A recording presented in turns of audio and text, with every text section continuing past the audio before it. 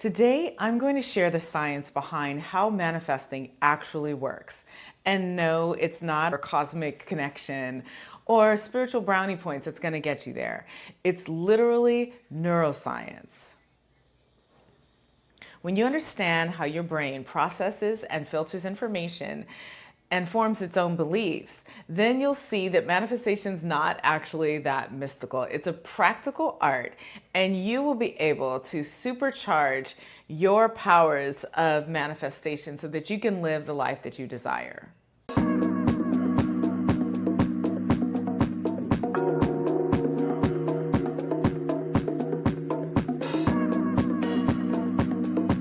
The practice of earnestly repeating affirmations in the mirror just never really resonated for me. It wasn't going to click. There was something missing. I tried it. It didn't work. And you could say a million different things about why it didn't work, and probably all of them would be true to a certain extent. And also the world of literature, the body of literature around manifesting is a little on the edge for me. From the divinely transcribed manuscripts and the spiritual embodiment of authors, it's a lot for me to take in. And I found it really distracting. And because it doesn't really necessarily add to the idea of manifesting, it's like it almost acted as a barrier for me. And I'm not saying that everybody has the same experience. Some people are going to see that this book was given to someone and they were in a trance and writing this book, and it may actually be. I'm not trying to detract from anyone's spiritual beliefs, but I am just saying that for me, the esoteric skeptic, I really needed to see some evidence of this. I needed to see some proof, and I didn't want to go too far down the rabbit hole of spiritual embodiment in divinely transcribed manuscripts. So I did understand one thing about manifesting, and maybe a lot more. Some of the practices that I did try really were helpful, but I made a different connection. The connection for me was through my past and my faith. One of the things that I realized was that unwavering faith, being able to pray and know, that sense of knowing and belief that my blessing or the thing that I have asked for is coming without hesitation. I just knew it. It was coming. And this is one of the missing components in just repeating the same thing over and over again. It has to have a bit of promise to it, a bit of practicality to it, a bit of possibility to it. Like me manifesting that I'm going to be the Queen of England in 3 months is not a valid thing to manifest, right? It just doesn't make any sense. And there's not like a real purpose to it. So I think we have to really be intentional about how we are manifesting. And so I want to share with you today some of the things that I learned from this wonderful book called The Source by Dr. Tara Swart. And she gives insight into the neuroscience behind why manifesting actually works. And so the science behind it, through the scientific lens, helps to dumb down those ideas of you needing to be supernaturally chosen to reap the benefits of manifesting, or having some type of cycle of performance that you have to do in order to reap the benefits of manifesting, which I think actually sows backdoor doubt. And I say backdoor doubt because even though I'm saying, yes, I am over and over and over again, but I don't truly believe it, or I don't truly understand the why of why it's happening. Or I believe that in order for it to happen, I have to perform some type of practice or ritual in order for it to occur. I think that leaves the back door open to, oh, did I do that thing that I was supposed to do in order to make this wonderful thing that I want happen? And that's where the doubt starts to seep in. And so it made me realize that manifestation works because the brain is trainable. It wants direction, it wants clarity, and it follows the cues that you give it, emotionally, mentally, and behaviorally. So if I'm practicing these things that I say that I want, my brain is trained to spot those things that are connected to the thing that I'm looking for. And so reading this book made me realize that Manifestation works because the brain is trainable. Because the way that our brain is structured, it makes it possible for us to give direction and clarity and follow the certain cues that we're giving it. And those cues are what our affirmations are. They are what our action boards or our vision boards are. They're cues that we're purposely feeding into our brain so that our brain is hardwired to look for these things and to see them as being safe. When I was younger, I experienced firsthand the power of prayer. I was deeply rooted in my faith, and I believed that as I prayed, that it would happen unwaveringly. I still do. I still do believe in the power of prayer. But over the years, especially as I stepped away from the dogma of organized religion in favor of a more holistic spirituality, I began to understand something deeper, that my prayers were working because I believed that they would. My prayers worked because my faith was unwavering. My mind was clear, I was free of doubt, and when I prayed, I knew it was coming. I didn't have this feeling of, oh, maybe this isn't going to come. It wasn't happening, not because I wasn't deserving, or not because I was following all the rules of controlled by dogma, but because faith or belief itself is a powerful tool of transformation. My prayers worked because I believed that they would, because my faith was unwavering, because my mind was free and clear of doubt. It didn't have anything to do with me being deserving or being chosen. It wasn't because I was following all the rules that were controlled by a particular dogma, but because faith itself is a powerful transformational force. And neuroscience confirms it.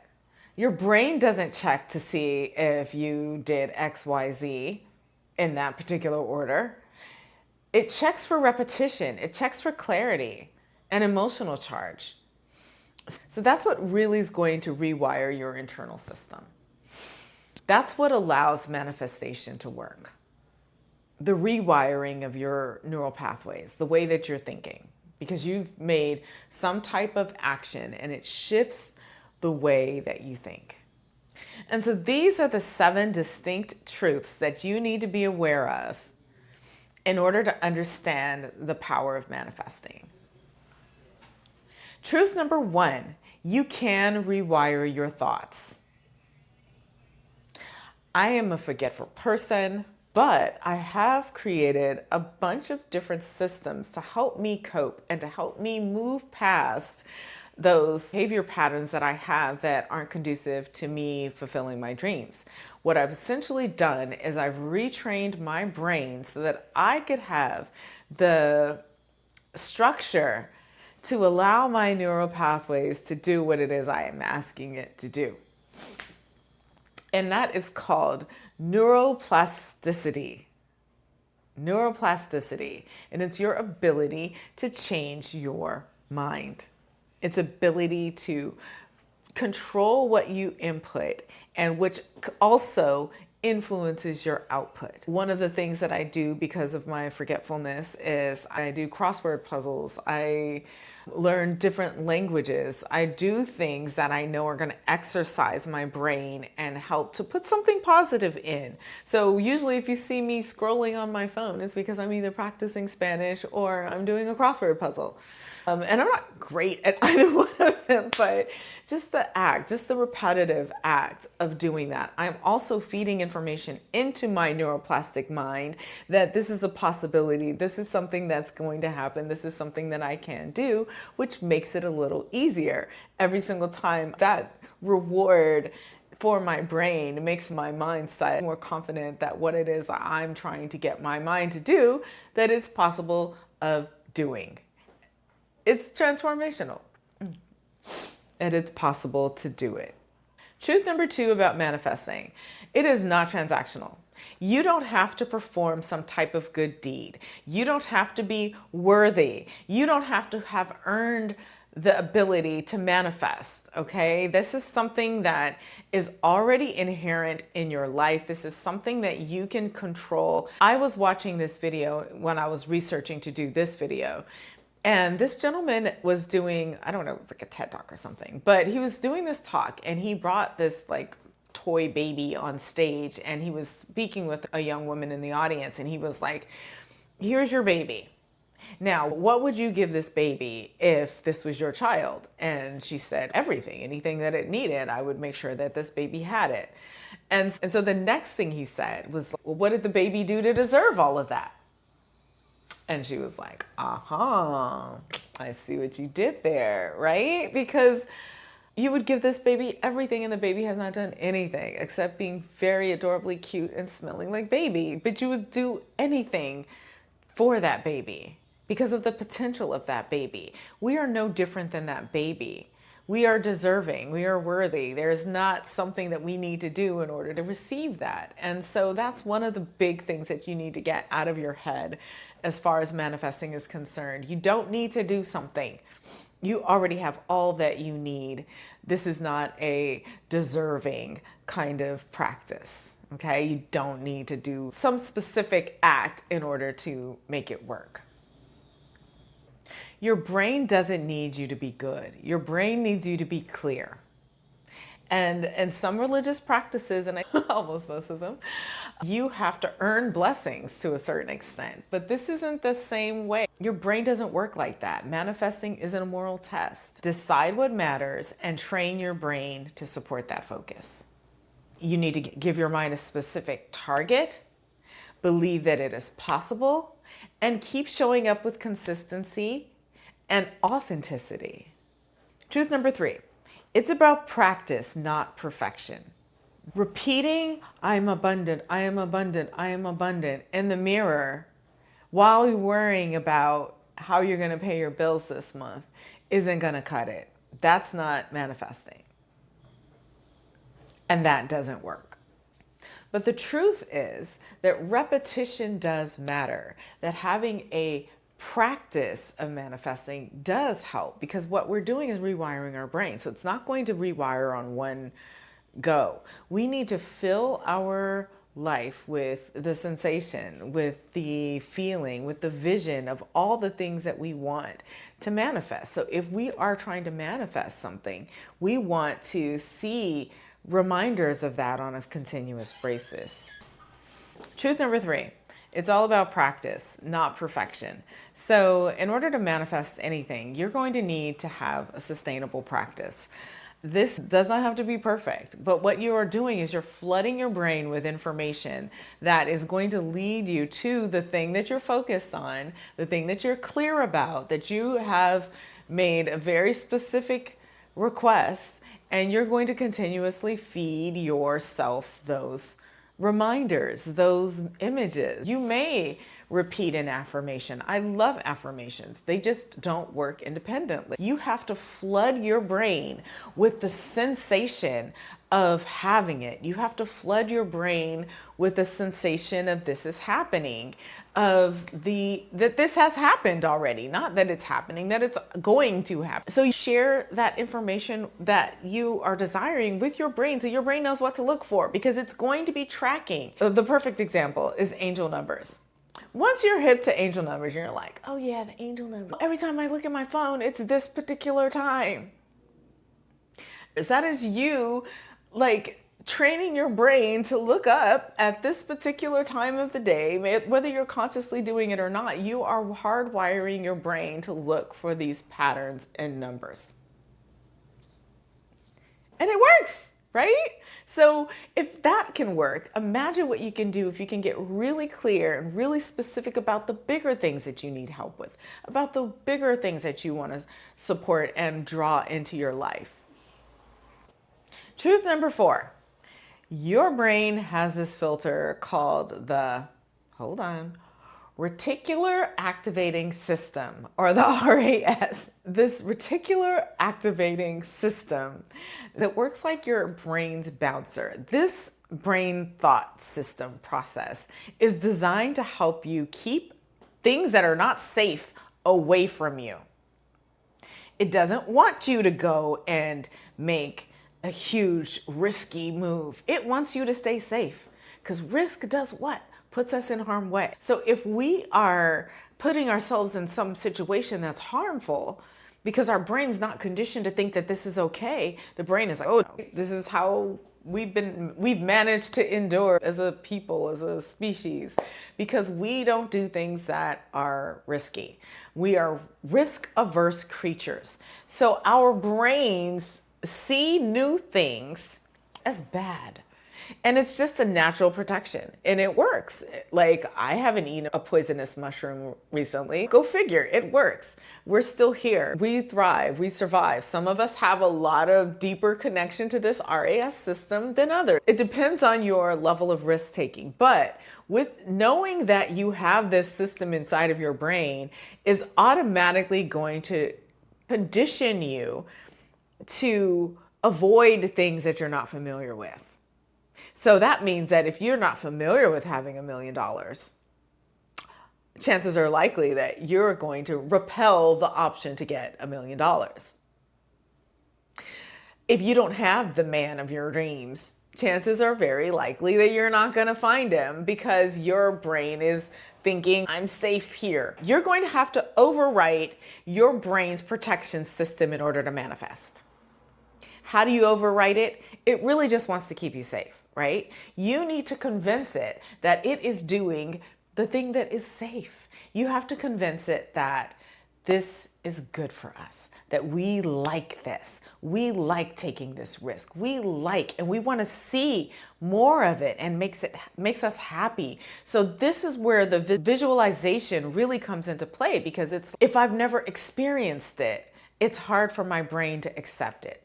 So I'm going to engage all of my senses in this process. I'm going to play little mind games with myself to get my mind conditioned to think that this is okay, that it's okay for me to have XYZ feeling. It's okay for me to want this desire. It's okay for me to start acting as if I already did.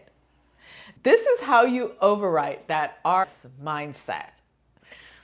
Protect me, protect me, protect me. Because you're safe, you're happy. Whatever you're doing so far, you're good, you're comfortable. Brain loves comfort, okay? Override it. Truth number 5, you do not have to be a spiritual mystic. You don't.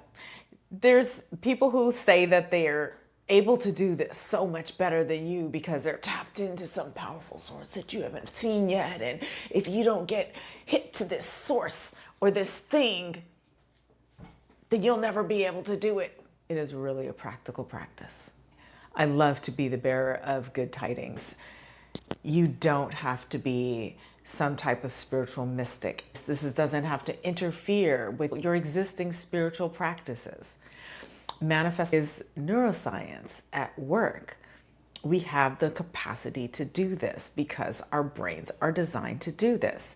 If you think about humanity throughout the ages, and the things that we thought we'd never be able to do, fly or drive a car or have a computer, let alone a cell phone, or any of the other things that we just now take for granted, never thought could happen. It really is an impossible feat that we just hop into the car and we can be across town. Or we can jump on the phone and call one of our friends who lives 1,000,000 miles away and have a good conversation. And that we can look at other people in different countries and how these things are impossible. They were impossible. They have been impossible. You can do the impossible. There is not spiritual mysticism. There is dedication. There's consistency. There's vision. So harness your vision so that you can see the life that you desire, see the things that you want to create, and see the things that you want to call into your life. And visualize it. Don't just say it. Feel it. Smell it. Taste it. Breathe it, whatever it is that you need to do to make this real for you. Just be honest about it. Be consistent about it. It's my cell phone wallpaper. There's like 25 different affirmations, and I have it set up so that every single time I click or open my phone, I receive another affirmation. And what I'm doing with that is refocusing baby, I'm refocusing my mind so that I can be clear and focused about the things that I want to have in my life. Not because I'm just saying it over and over again without feeling it, right? It's a reminder. It's about clarity. It's about giving the brain the right cues, about being clear, focused, right cue. And once you bring all of these elements into alignment, your brain goes to work on its own on your behalf. You just have to be present. You have to be ready and you have to be present. That's it. So here's the bottom line. Manifestation is real. It is not magic. It works because your brain is designed to respond to repetition, to clarity, and to belief. You don't have to be anyone other than who you are. You don't have to pretend. You just need a mindset that works. And once you have that, you will begin to attract, notice, and move towards the things that you truly want. I'm going to be sharing a simple but powerful system that I've created called the Clear Framework. And it literally walks you through the different steps of manifesting from a neuroscience-based approach. So you can take whatever tool, whatever manifestation tool works for you and resonates for you, and use this framework to supercharge it so that you can make sure that you are on track to live the life that you desire.